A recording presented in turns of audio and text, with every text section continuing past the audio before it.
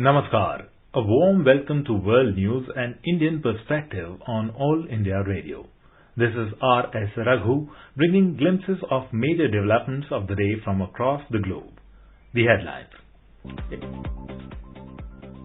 India-China commander-level talks underway in Ladakh. In Pakistan, opposition parties demand resignation of Prime Minister Imran Khan over allegations of corruption. UN Secretary General says UN will not support reimposing sanctions on Iran unless approved by Security Council. Belarus opposition leader Svetlana Tikhanovskaya urges EU to approve sanctions on officials accused of rigging presidential election. And in Italian Open tennis, Simona Halep lifts women's single title. Novak Djokovic is facing Diego Schwartzman in men's final.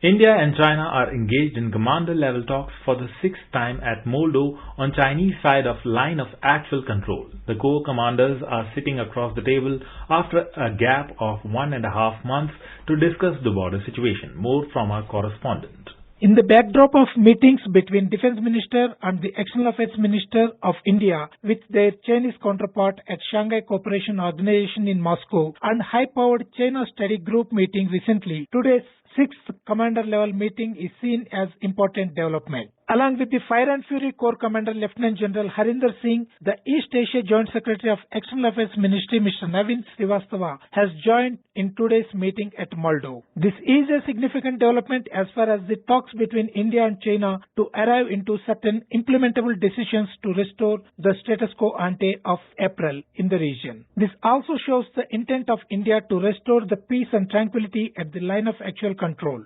However, India would insist the PLA to vacate from all friction points and the new ones as well. Talks began at 10 in the morning following the military and the COVID protocols. Ramesh Chandra, All India Radio News, Leh. In Pakistan, major opposition parties have formed an alliance, Pakistan Democratic Movement, seeking the resignation of Prime Minister Imran Khan over allegations of corruption. They have announced a three-phased movement against the Pakistan government under an action plan starting from October. The opposition leaders expressed grave concerns over the increasing role of the establishment in politics. They said it is a threat to country's national security and institutions. In another development, the Free Balochistan Movement FBM spokesperson Ramshad Baloch said Pakistan is promoting religious extremism in occupied Balochistan, Sindh and Khyber Pakhtunkhwa. He urged the Paris-based Financial Action Task Force FATF to put Pakistan immediately on the blacklist since it has adopted religious extremism as a state policy. Pakistan is in the FATF grey list since June 2018. United Nations Secretary General Antonio Guterres said that UN will not support reimposing sanctions on Iran until it gets approval from the Security Council. Earlier, the Trump administration declared that all UN sanctions against Iran have been restored because Tehran is not complying with the nuclear deal. But the overwhelming majority of members in the 15-nation Security Council called the US action illegal because President Donald Trump pulled the United States out of the Joint Comprehensive Plan of Action in 2018. Meanwhile, spokesperson of Iran's Foreign Ministry Saeed Khatibzadeh on Sunday urged the US to return to global community and perform its duties.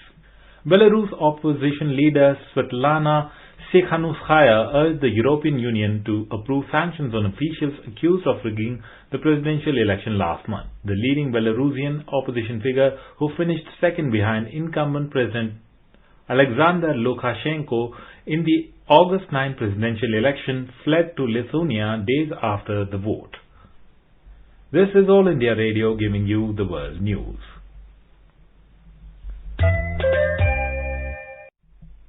US President Donald Trump said on Monday that Oracle and Walmart will need to have total control over the Chinese video sharing app TikTok in order for the US to approve a deal between the company and its two US partners. They are going to buy it. They're going to have total control over it. They're going to own the controlling interest. Everything is going to be moved into a cloud done by Oracle. It's all through the cloud. And it's going to be totally controlled by Oracle. And then I guess they're going public and they're buying out the rest of it. They're buying out a lot. And if we find that they don't have total control, then we're not going to approve the deal. Earlier, ByteDance, the Chinese parent company of video sharing app TikTok, in a statement said that it will retain an 80% stake in the newly created US company TikTok Global. According to ByteDance, they will not hand any algorithms or technologies to TikTok Global. However, Oracle will be able to conduct security checks on TikTok's US source code. Today is the International Day of Peace. The UN General Assembly has declared this as a day devoted to strengthening the ideals of peace by observing 24 hours of non-violence and ceasefire. UN Secretary General Antonio Guterres called on all warring parties to lay down their weapons and focus on the battle against the unprecedented global pandemic. The International Day of Peace is devoted to urging warring parties everywhere to lay down their weapons and work for harmony. As the COVID-19 pandemic continues to ravage the world, this call is more important than ever. That is why I appealed for a global ceasefire in March. Our world faces a common enemy, a deadly virus that is causing immense suffering, destroying livelihoods, contributing to international tensions, and exacerbating already formidable peace and security challenges. The focus of this year's International Day of Peace is shaping peace together. In that spirit, and to mark our 75th anniversary, the United Nations is bringing people together for a global conversation about shaping our future and forging peace in trying times. Taking a look at the global COVID-19 figures, the number of coronavirus-infected cases has crossed 30.90 million worldwide. India has the highest number of recoveries in the world. The recovery rate in the country has crossed 80%. Japan Meteorological Agency has announced that a new tropical storm named Dolphin is expected to reach the country's southern shores by Thursday. Earlier in this month, southwestern Japan was hit by the Haishin typhoon, which killed 3 people and injured about 120. The Election Commission of Myanmar has ruled out postponement of general elections in the country due to the COVID-19 pandemic.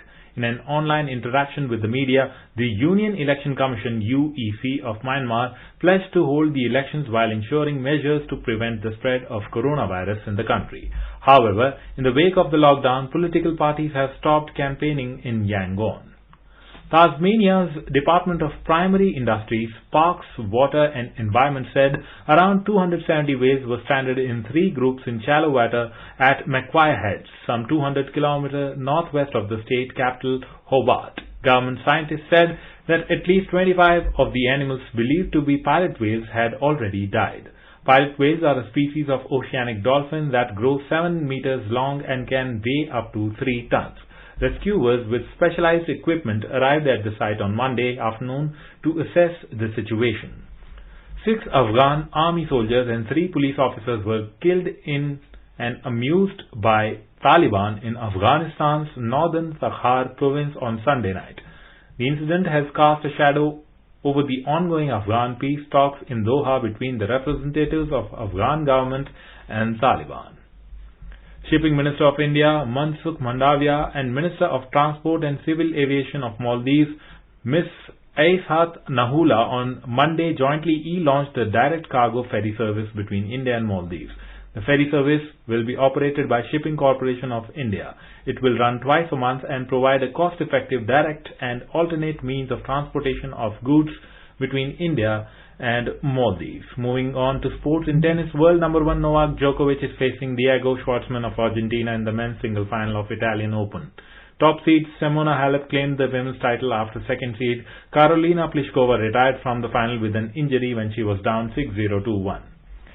India is celebrating the 150th anniversary of Mahatma Gandhi. Before we end, let us listen to Vaishnav Jan by artists from Uzbekistan.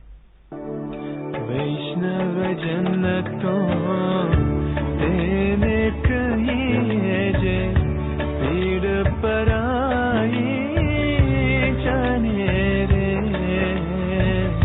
वैष्णव जन तो तेने कहिए जे पीड़ पराई. And with that, we end this bulletin. See you at same time tomorrow with the next edition of World News.